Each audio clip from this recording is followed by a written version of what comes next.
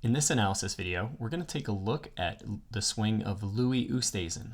Now, Louis Oosthuizen is one of the top 20 golfers in the world right now, and he's frequently in the top tier of ball strikers. So driving distance, driving accuracy, or total driving, greens and regulation. He's always kind of in the mix in terms of the ball striking statistics. In this video, we're going to take a look at the one key that allows him to have this great tempo and allows that tempo to show up in these really highly ranked ball striking statistics.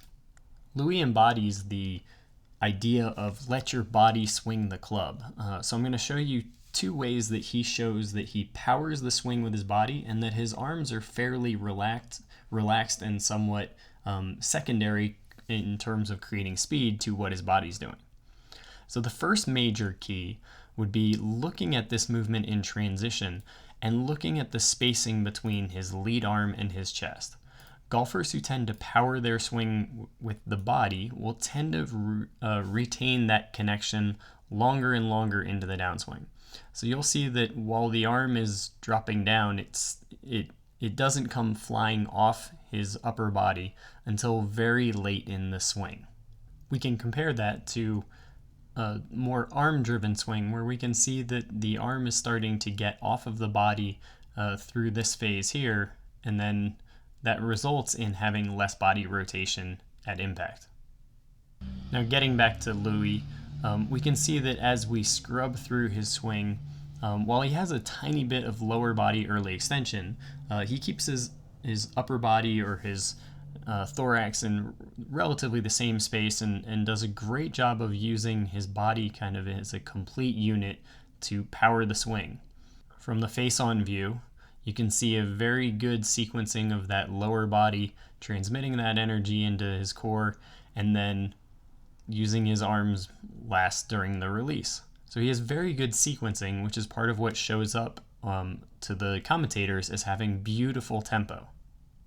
Now from the face-on view, we can look at his release in a little bit more detail because the release, I think, is one of the really telling things about Louis' swing. He's frequently described as having this classic swing, frequently described as being this great ball striker. And I'm going to show you how there's a couple things that go on during his release that would make you question some traditional golf instruction. So, for example, let's talk about the left arm staying straight. So you can see that he maintains the left arm staying straight here in the backswing. But now, because of his arms being fairly relaxed and being powered by the body, you'll see that that left arm is going to change the amount of bend a couple different times during the downswing. So as he gets to his delivery position right about here, you'll see that the club starts working more across his body and that left elbow tends to bend to help out with it. So the arms are basically initiating the wipe and bringing the club a little bit more across his body to allow for the side bend. Now, what you'll see is through impact, he'll then go back to straightening and rotating those arms. So he gets into a very classic looking arm extension position here in the follow through, really good bracing position, powered the swing with his legs and his core. Everything looks great at this position, but there are a lot of details that can get lost when we're looking at this release. From the face-on view, you can see the similar pattern. So you can look at that left elbow and you can see that as it comes through, there's what I call a little left arm whip, where the left arm is going to bend as it initiates the wipe and then straighten through the release. That's a classic combination of golfers who have low body weight and high club head speed. So we can look and see guys like Charles Howell, guys like Rory McIlroy, guys like Sergio Garcia do really well with this bending of the lead arm as they initiate the wipe and then straightening of that lead arm as the club works through the release. Here are two of those golfers. So we have Rory on the left, and you'll see that left elbow bend through there and then straighten through there. So with speed, you can see, or if I scrub back and forth, you can see a little almost whip activity happening in the left elbow and left shoulder. We'll see the same thing if we look at Sergio. So the lead arm is pretty much locked at this point, it will bend, and then it will straighten. And you'll see that elbow, or the space between his elbow and rib cage, kind of decrease through impact. So it wipes across, which increases, and then it releases or straightens through impact with that little decrease move.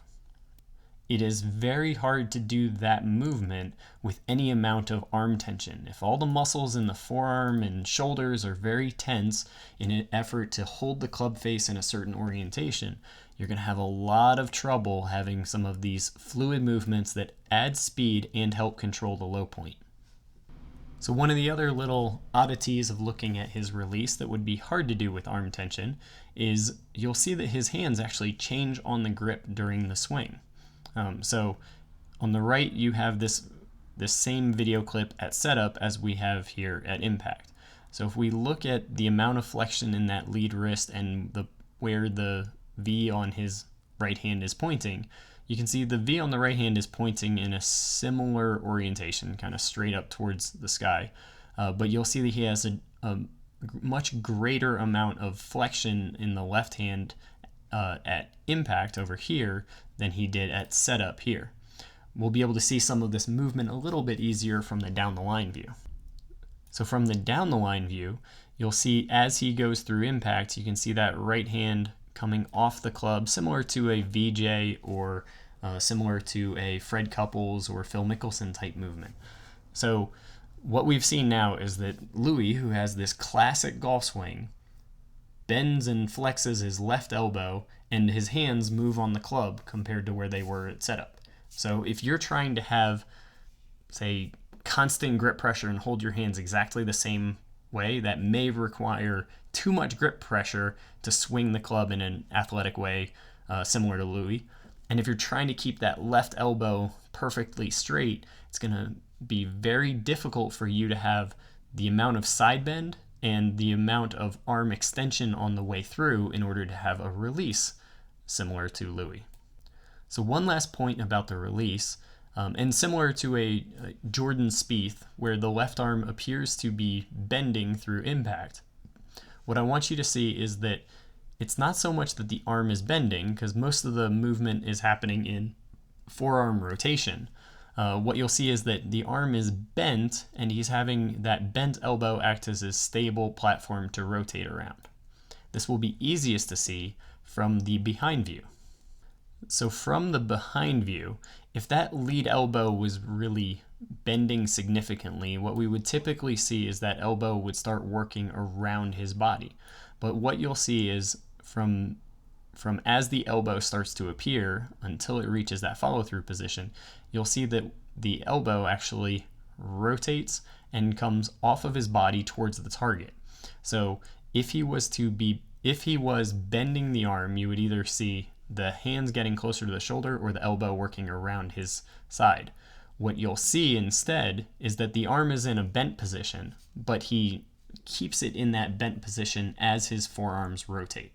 That's another good sign that Louis is having a relaxed or soft arm movement and allowing the rotation of the forearms to transmit that force all the way into his back. That's a safer way to absorb speed, which is part of the reason why he's able to create the kind of club head speed that he's able to do.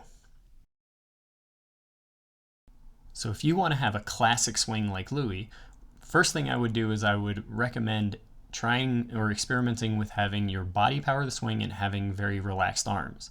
Now, if your arms are relaxed through impact and you struggle with contact issues, that frequently means that there's more of a movement or technical issue, not so much a timing and tempo issue. So if you relax your arms and your contact gets worse, then I would recommend taking a look at the drills and concept videos inside the membership area at Golf Smart Academy under the release section to understand exactly what each arm needs to be doing in order to release the club like Louis Oosthuizen.